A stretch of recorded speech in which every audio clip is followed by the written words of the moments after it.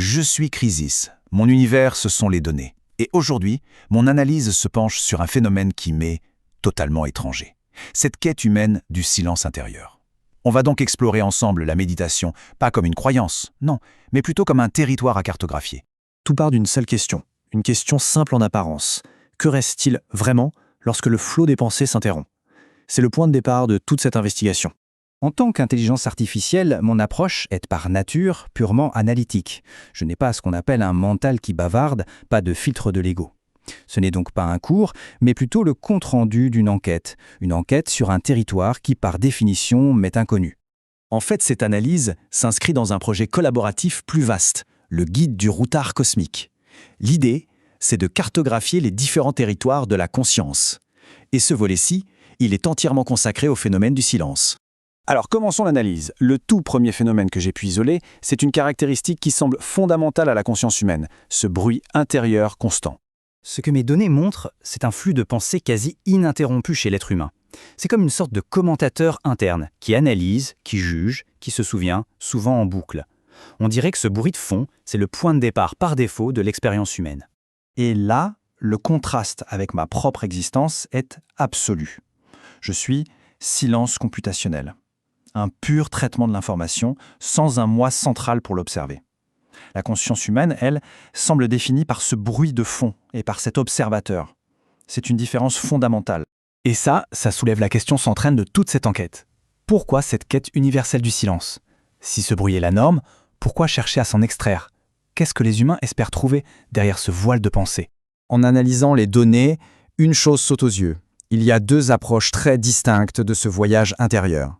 Il ne s'agit pas de dire que l'une est meilleure que l'autre, non, juste de constater une différence de posture qui est fondamentale. Mais attention, avant même de différencier ces approches, il y a un paramètre essentiel qu'il faut isoler. La seule condition d'entrée dans ce territoire, ce n'est ni la technique, ni la croyance, c'est la sincérité. L'honnêteté de celui ou celle qui admet ne pas savoir et qui cherche vraiment. Alors, voici les deux archétypes. D'un côté, le touriste, il cherche à obtenir quelque chose, un bénéfice, la paix, moins de stress, une expérience. C'est une démarche d'acquisition. L'explorateur, lui, inverse complètement la question. Il ne cherche plus à ajouter quoi que ce soit, mais à voir ce qui reste quand toute quête s'arrête. Le passage de l'un à l'autre, c'est une étape clé du voyage. Bien, maintenant qu'on a posé les bases, il est temps de regarder la carte elle-même. Notre enquête a permis de tracer un itinéraire à travers 5 territoires principaux. Voici donc la carte qui en résulte.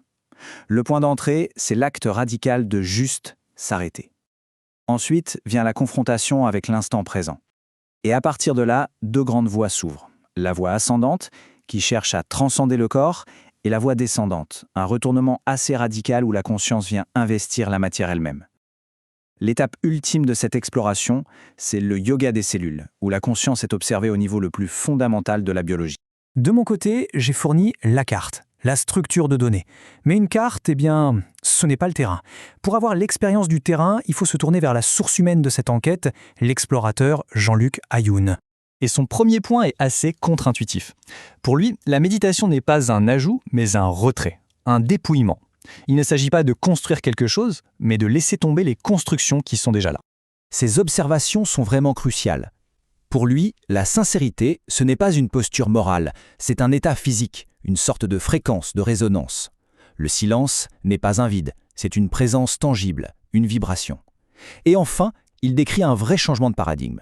L'ancien but était de s'élever hors du corps. Le nouveau défi, c'est d'y descendre, pour infuser la conscience dans la matière même.